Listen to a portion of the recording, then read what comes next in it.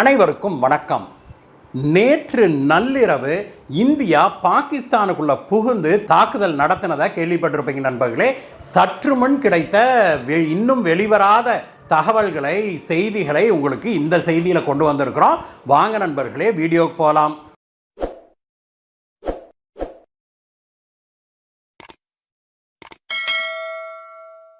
நண்பர்களே, இன்றைக்கு அதிகாலையில் சுமார் 1:30 மணி அளவில் இந்தியா தன்னுடைய ஏவுகணைகளையும் ரஃபேல் விமானங்களையும் கொண்டு பாகிஸ்தானுக்கு உள்ள புகுந்து தாக்குதலை நடத்தி இருக்குது. 9 இடங்களில் 26க்கும் மேற்பட்ட தாக்குதல்களை இந்திய விமானப்படையும் இராணுவமும் நேவியும் கடற்படையும் இணைந்து நடத்தி இருக்கிறாங்க அப்படிங்கிற தகவல் இப்பொழுது வெளிவர ஆரம்பிச்சிருக்குது. இந்த 9 இடங்கள்ல நடந்த தாக்குதல்ல கிட்டத்தட்ட 98க்கும் மேற்பட்ட தீவிரவாதிகள் கொல்லப்பட்டிருக்கிறாங்க அப்படிங்கிறதான் தற்பொழுது வெளிவந்திருக்கிற பிரேக்கிங் நியூஸ் நண்பர்களே. இந்த முறை இந்தியா பாகிஸ்தானுக்கு உள்ள புகுந்து எல்ஓசியை தாண்டி சென்று பாகிஸ்தான் ஆக்கிரமிப்பு காஷ்மீர்ல இருக்கிற தீவிரவாத முகாம்கள் மட்டும் இல்லாம பாகிஸ்தானுக்கு உள்ளேயே புகுந்து, அதாவது பாகிஸ்தான் ஆக்கிரமிப்பு காஷ்மீரை தாண்டி பாகிஸ்தானுக்குள்ளேயே புகுந்து லாகூருக்கு மிக அருகாமையில் சென்று ஜெய்ஷ்-இ முகமது மற்றும் லஷ்கர்-இ தொய்பாவுடைய இந்த ஹெட் குவார்ட்டர்ஸ் இருக்குது இல்லையா, அவங்களுடைய அலுவலகங்கள், ஹெட் குவார்ட்டர்ஸ், அவங்களுடைய ட்ரைனிங் நடத்துகிற, ரெக்ரூட்மெண்ட் நடத்துகிற இடங்களை எல்லாம் கண்டறிந்து துல்லியமான தாக்குதலை இந்தியா நடத்தி இருக்குது. இந்த தாக்குதலில் ரஃபேல் விமானங்கள்ல இருந்து ஸ்கால்ப் மற்றும் ஹேமர் ஆகிய மிசைல்களை இந்தியா இந்த தாக்குதலுக்கு பயன்படுத்தியதாக செய்திகள் வெளியாகி இருக்குது.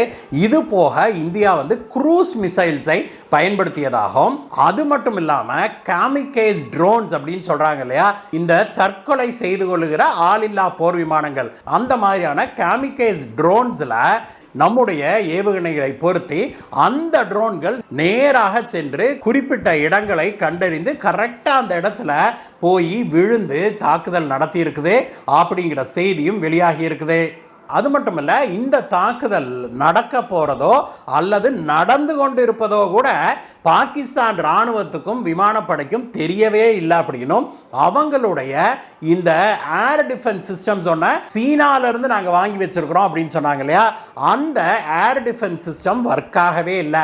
இந்தியாவுடைய ரஃபேல் போர் விமானங்கள் எல்லை தாண்டி உள்ள போய் பாகிஸ்தானில் தாக்குதல் நடத்திட்டு திரும்பி வர்றது வரைக்கும் பாகிஸ்தானுடைய விமானப்படையும் பாகிஸ்தானுடைய இராணுவமும் முழிச்சுக்கவே இல்லை அப்படின்னா பார்த்துக்கோங்களேன். அவங்களுக்கு நடந்ததே தெரியல. பாகிஸ்தானில் இந்த தாக்குதல் 1:30 மணி 2:30 மணின்னு தொடங்கி அதிகாலை 4:30 மணி வரைக்கும் தாக்குதலை நடத்தி இருக்குது இந்தியா. ஆனால் அது வரைக்கும் பாகிஸ்தானுடைய இராணுவம் எந்த விதமான எதிர்த்தாக்குதலையும் நடத்துவதற்கே முற்படவில்லை. அவங்களுக்கு இது நடக்கிறதே தெரியல அப்படின்னு தான் அந்த நாட்டை சேர்ந்த ஒரு யூடியூபர் போட்டிருக்கிறாரு.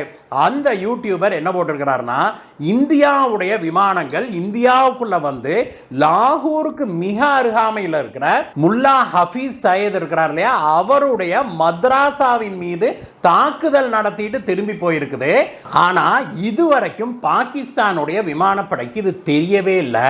பாகிஸ்தான் ராணுவம் இன்னும் தூங்கிட்டு இருக்குது. பாகிஸ்தான் ராணுவத்துக்கு தெரியல, பொதுமக்கள் எங்களுக்கெல்லாம் தெரிஞ்சு நாங்கள் போய் பார்த்துக்கிட்டு இருக்கிறோம், இன்னும் பாகிஸ்தான் ராணுவம் வரவில்லை அப்படின்னு சொல்லி பாகிஸ்தானுடைய யூடியூபர் ஒருத்தர் ஒரு வீடியோ ஒன்று போட்டிருக்கிறது இப்பொழுது பயங்கர வைரலாக போகுது. அது மட்டும் இல்லாமல் மேலும் பல பொதுமக்கள் இந்த தாக்குதல் நடந்த இடங்களை வீடியோ எடுத்து அவங்க போட்டிருக்கிறாங்க. இதற்கு முன்பு பாலாகோட்டில் நாம் தாக்குதல் நடத்தின போது மறுநாள் காலையில் பாகிஸ்தான் ராணுவம் என்ன பண்ணுச்சு, சில பத்திரிகையாளர்களை, வெளிநாட்டு பத்திரிகையாளர்கள்லாம் ஒரு கிராமத்துக்கு கூட்டிகிட்டு போய் ஒரு குடிசையை காமிச்சு, இந்த இடத்துல தான் இவங்க தாக்குதல் நடத்தினாங்க, இங்கே காக்காயை தவிர இவங்க வேற எதையுமே கொல்லலை அப்படின்னு சொல்லி காமிச்சது இல்லையா. அந்த மாதிரியான பொய் பித்தலாட்டம்லாம் இந்த தடவை பண்ண முடியாதுங்கிறது தெளிவாயிருச்சு. ஏன்னா ஒரு இடம் இல்லை, 9 இடத்துல 26 முறை தாக்குதல் நடத்தி இருக்குது இந்தியா அப்படிங்கிற விஷயம் வெளியாகி இருக்குது. இதுல மிக முக்கியமான தாக்குதலாக எது கருதப்படுது அப்படின்னா, முர்டிகேல இருக்கிற மர்காஸ் தாய்பா அப்படிங்கிற லஷ்கர்-இ தொய்பாவுடைய ஒரு மதராசாவின் இந்தியா நடத்திய தாக்குதல் தான் மிகப்பெரிய தாக்குதலாக கருதப்படுது நண்பர்களே.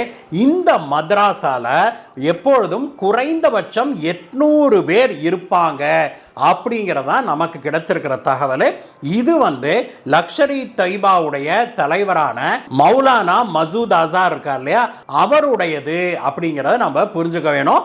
இதை 2000ஆம் ஆண்டு இந்த மனுஷன் தொடங்கினாரு. இதுல வருடம் குறைந்தபட்சம் 1000 பேர்த்த ரெக்ரூட் பண்ணி ட்ரெயின் பண்றாங்க அப்படின்னு சொல்றாங்க. இதுதான் லஷ்கர் இ தொய்பாவுடைய தலைமையகமே கருதப்படுது. இது சின்ன ஏரியாலாம் இல்லை நண்பர்களே. இது 82 ஏக்கரா இடத்தை கொண்டது. இந்த மதராசால எல்லா விதமான ட்ரைனிங் ஃபெசிலிட்டியும் இருக்குது. தீவிரவாதிகளுக்கு ட்ரைனிங் கொடுக்கறதுக்காக உருவாக்கப்பட்டதானே இந்த மதராசா. இந்த மதராசால ஒரு மூலையில் ஒரு சின்ன மசூதி இருப்பதாக சொல்லப்படுது. அதற்கு பிறகு ஸ்விம்மிங் பூல் இருக்குது, டென்னிஸ் கோர்ட் இருக்குது.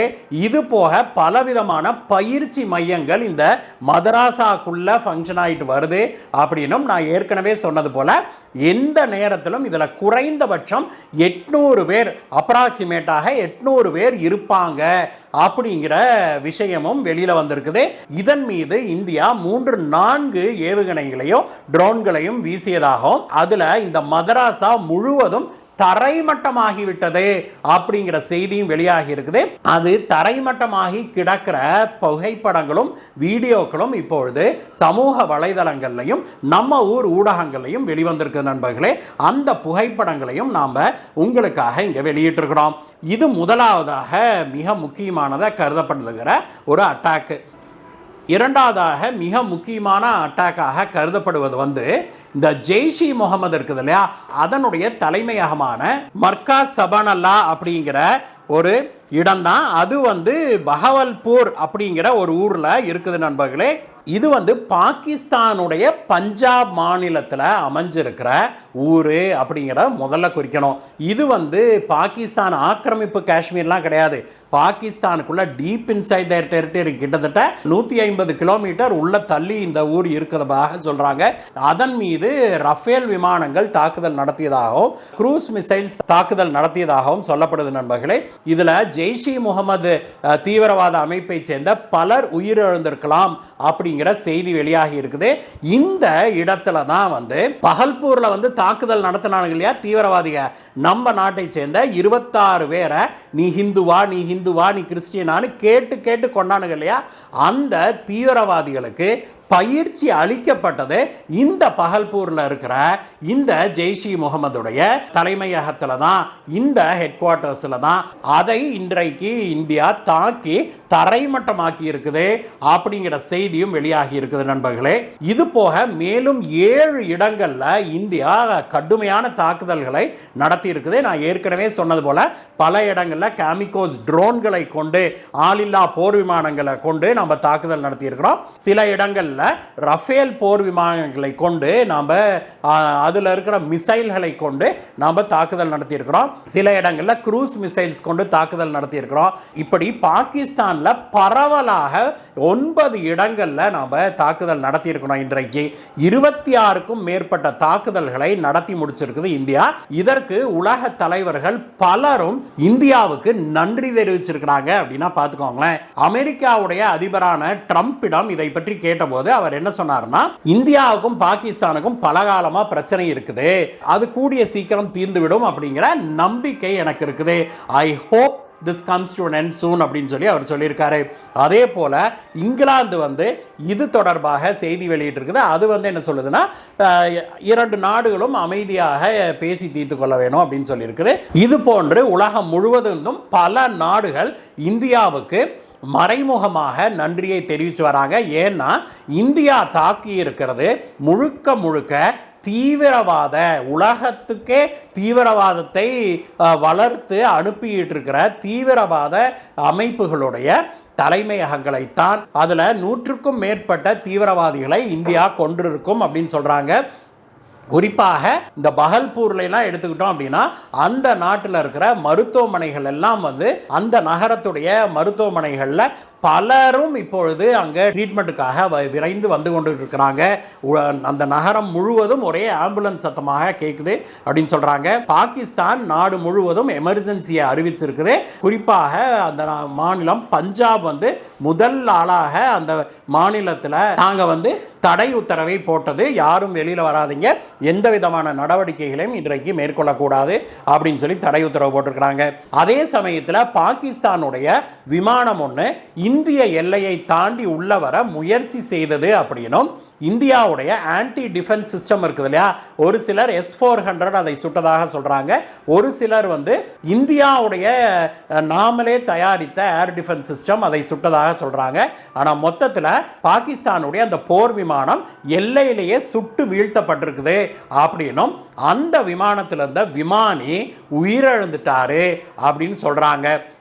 இந்த JF-17 விமானம் வந்து சீனா வந்து பாகிஸ்தானுக்கு வழங்கி இருக்கிற விமானம் நண்பர்களே. இது சீன தயாரிப்பு. இந்த விமானம் தாக்குதலுக்கு உள்ளான பிறகு அந்த விமானி இஜெக்ட் பண்ணி வெளியில் வருவார் இல்லையா, அந்த இஜெக்ட் பட்டன் ஒர்க் ஆகலை அப்படின்னு சொல்கிறாங்க. அதனால விமானி வந்து வெளியில் தாண்ட முடியவில்லை அப்படின்னு சொல்கிறாங்க. பொதுவாக போர் விமானங்களில் அந்த இஜெக்ட் வந்து ஆட்டோமேட்டிக்காக ஒர்க் ஆகும் நண்பர்களே. அந்த விமானம் பழுதடைந்து விட்டாலோ அல்லது தாக்குதல் ஆயிடுச்சு அப்படின்னா அது ஆட்டோமேட்டிக்காக இஜெக்ட் ஆகும். அல்லது விமானி வந்து அந்த இஜெக்டை தட்டினார்னா அவருடைய சீட்டோட சேர்த்து வெளியில் தள்ளிடும். அதற்கப்புறம் பேராசூட் விரிந்து அவர் பாதுகாப்பாக கீழே இறங்க முடியும். அந்த இஜெக்ட் வந்து இந்த சீன தயாரிப்பான JF-17 விமானத்தில் வேலை செய்யலை அப்படின்னும் அதனால் அந்த விமானி உயிரிழந்துட்டாரு அப்படிங்கிற செய்தி வெளியாகி இருக்குது. இதே சமயத்தில் இப்போ பாகிஸ்தான் ஊடகங்கள்லாம் பல புரளிகளை கிளப்ப ஆரம்பிச்சிருக்க நண்பர்களே. அது என்ன அப்படின்னாக்க, அவங்க வந்து ஸ்ரீநகர் விமான தளம் இருக்குது இல்லையா, நம்மளுடைய IAF பேஸ், அந்த IAF பேஸ் மேலே தாக்குதல் நடத்தி ஒரு சில பாகிஸ்தான் மீடியாக்கள் வந்து ஒரு விமானத்தை தாக்கிட்டோம் அப்படின்னும், ஒரு சில பாகிஸ்தான் மீடியாக்கள் 5 இந்திய விமானங்களை அழித்து விட்டோம் அப்படின்லாம் அவங்க அந்த பக்கம் உதார் விட்டுக்கிட்டு இருக்கிறாங்க. அதை எடுத்து நம்ம ஊரில் சில இடதுசாரி ஊடகங்கள் அதை பதிவிட்டுக்கிட்டு இருக்கிறத நாம் பார்க்குறோம். ஆனால் இந்திய விமானப்படை தெளிவாக சொல்லியிருக்குது, ஸ்ரீநகர் பேஸ், ஸ்ரீநகருடைய ஏர்ஃபோர்ஸ் பேஸ் பாதுகாப்பாக இருக்குது. இதுவரைக்கும் எந்த பாகிஸ்தானுடைய விமானமோ ட்ரோனோ எல்லை தாண்டி உள்ள சக்சஸ்ஃபுல்லாக வரவில்லை அப்படிங்கிற சொல்லியிருக்கிறாங்க. அதே சமயத்தில் இந்தியாவுடைய தாக்குதல் நடந்தேறிய பிறகு பாகிஸ்தானுடைய எல்லையோட பாதுகாப்பு படை இருக்காங்க இல்லையா, பாகிஸ்தானுடைய இராணுவம் எல்லையிலிருந்து இந்தியாவை நோக்கி ஆர்டிலரி கன் வைத்து சுடுறாங்க அப்படிங்கிற செய்தி வெளியாகி இருக்குது. ஆர்டிலரி அப்படிங்கிறது பீரங்கி துப்பாக்கிகள் நண்பர்களே. இப்போ பாகிஸ்தான் அங்கிருந்து ஹெவி ஆர்டிலரி, ஹெவியான பீரங்கிகளை பயன்படுத்தி இந்தியாவின் மீது தாக்குதல் நடத்திட்டு இருக்குது. இதில் இந்திய எல்லையோர கிராமம் ஒன்றுக்குள்ள இந்த குண்டு வந்து விழுந்ததில் அங்கே 3 சிவிலியன்கள், இந்தியாவுடைய 3 பொதுமக்கள் இறந்து விட்டதாக செய்திகள் வெளியாகி இருக்குது. பாகிஸ்தானுடைய இந்த தாக்குதலுக்கு இந்திய ராணுவமும் எல்லையிலிருந்து பாகிஸ்தானை நோக்கி எதிர் தாக்குதல் நடத்துறாங்க. ஹெவி ஆர்டிலரியை கொண்டு இந்தியா தாக்குதல் நடத்திட்டு இருக்கிறாங்க அப்படின்னும், இதில் பாகிஸ்தானுடைய அவுட் போஸ்ட்டுகள் இருக்குது இல்லையா, அவங்களுடைய ஆர்மி நின்று சுடுவாங்க இல்லையா, அந்த அவுட் போஸ்ட் எல்லைக்கு பக்கத்தில், அது வந்து 4 அவுட் போஸ்ட்டுகளை இந்தியா அழித்திருக்குது அப்படிங்கிற செய்தியும் இப்பொழுது வெளியாகி இருக்குது நண்பர்களே. இது வந்து நமக்கு இப்பொழுது கிடைத்திருக்கிற அப்டேட் நண்பர்களே. இன்னும் சில நிமிடங்களில் இந்தியாவுடைய டிஃபென்ஸ் பிரஸ் மீட் இருக்குது. அதில் மேலும் பல தகவல்கள் நமக்கு கிடைக்கும்னு எதிர்பார்க்குறோம். இன்றைக்கு உடனுக்குடனே என்னென்ன தகவல்கள் நமக்கு கிடைக்குதோ அதையெல்லாம் உடனுக்குடனே உங்களுக்கு கொண்டு வந்து கொடுக்குறோம் நண்பர்களே. இந்த வீடியோ பிடிச்சிருந்தா ஒரு லைக் போடுங்க. இதுவரைக்கும் நீங்கள் நம்ம சேனலுக்கு சப்ஸ்கிரைப் பண்ணல அப்படின்னாக்க கீழே இருக்கிற சப்ஸ்கிரைப் பட்டனை தட்டுங்க நண்பர்களே. இந்த வீடியோ பற்றிய உங்களுடைய கருத்துக்களை சொல்லுங்கள் நண்பர்களே. மீண்டும் உங்களை வேற ஒரு வீடியோ சந்திக்கிறேன் கைஸ். Bye bye.